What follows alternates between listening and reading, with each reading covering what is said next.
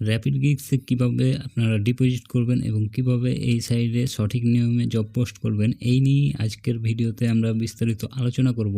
তো job post করার জন্য আমাদেরকে আমাদের অ্যাকাউন্টটিতে প্রথমে লগ ইন করতে হবে। তো আমরা এখন অ্যাকাউন্টটিতে লগ ইন করবো।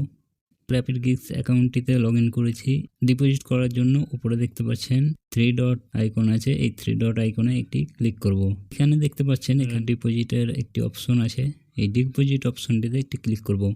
ডিপোজিটে ক্লিক করলেই আপনাদের সামনে এরকম ইন্টারফেস আসবে। এখানে দেখতে পাচ্ছেন আর্নিং টু ডিপোজিট, অর্থাৎ আপনাদের আর্নিং ব্যালেন্স থেকে ডিপোজিটে আপনারা ট্রান্সফার করতে পারবেন।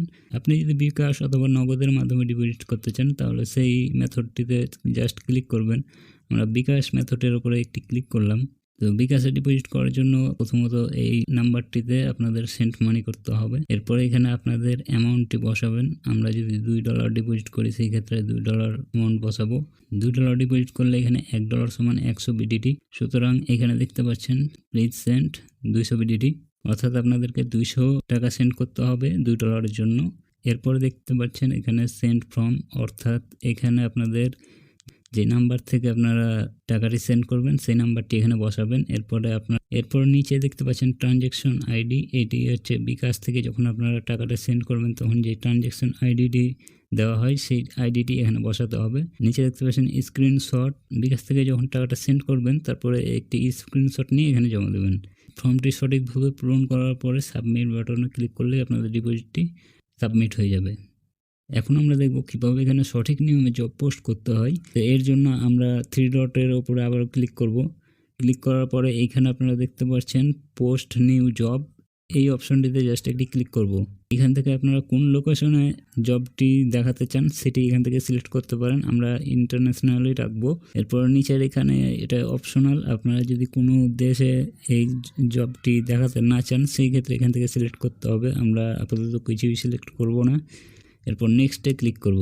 নেক্সটে ক্লিক করলে আপনার যেই ক্যাটাগরি আছে, আপনি যে ধরনের জব এখানে পোস্ট করতে চাচ্ছেন সেইটি এখান থেকে সিলেক্ট করতে হবে। অবশ্যই ক্যাটাগরিটি আপনার জবের রিলেটেডে দিতে হবে। আমরা যেহেতু অ্যাপ ইনস্টল এবং সাইন আপের কাজ দেবো সেহেতু আমরা এখান থেকে মোবাইল অ্যাপ্লিকেশনটি সিলেক্ট করব। এরপরে সাব ক্যাটাগরি হিসাবে এখান থেকে আমরা কমপ্লেক্স সাইন আপ দিতে পারি। এরপরে এখানে আমাদের যে টাইটেল এবং যে রিকোয়ারমেন্ট সেগুলো এখানে আমাদের ফিল আপ করতে হবে। দেখতে পাচ্ছেন আমরা আমাদের টাইটেল দিয়ে দিয়েছি। এরপর আমাদের যে রিকোয়ারমেন্টস সেখানে সেই রিকোয়ারমেন্টগুলো এখানে দেওয়া আছে স্টেপ 1 স্টেপ 2 এ, এবং রিকোয়ারমেন্ট প্রুফে আমরা ইউজারদের কাছ থেকে কী প্রুফ চাইছি সেটা এখানে লিখে দিয়েছি। এরপর চাইলে আপনারা এক্সাম্পল হিসেবে এখানে ইমেজ দিতে পারেন। তো আমরা এখানে এখন আপাতত কিছু দিব না, নেক্সটে ক্লিক করব। এরপরে এরকম ইন্টারফেস আসবে। এখান থেকে আমরা কতজন ওয়ার্কার নেব সেই জন্য এখানে আমরা দিয়ে দিলাম 10, এবং নিচে আছে ইচ ওয়ার্কার আর্ন। এটা যেভাবে আছে এভাবেই থাকবে 0.15, মানে একজন ওয়ার্কার এই কাজটির বিনিময়ে কত পাবে সেটা। এরপরে আমরা 2টা স্ক্রিনশট নেব ইউজারদের কাছ থেকে, এই জন্য এখানে 2 দিয়ে দিয়েছি। এরপর আমরা জাস্ট সাবমিট বাটনে ক্লিক করব। সাবমিট বাটনে ক্লিক করার পরে দেখতে পাচ্ছেন জব পোস্ট সাকসেস, অর্থাৎ আমাদের জবটি পোস্ট হয়ে গেছে। এখন এটি অ্যাডমিন চেক করার পরে অ্যাপ্রুভ করে দিলে এখানে শো করবে।